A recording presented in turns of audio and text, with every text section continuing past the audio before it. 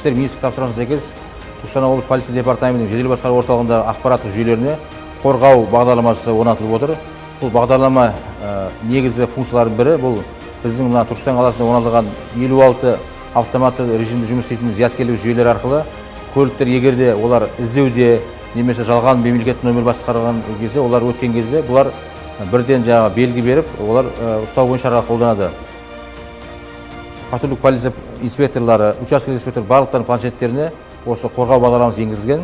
Планшеттерге тиісті белгі береді. Онда осында бізді қызықтыратын көліктердің бағыт бағдары көрініп тұрады.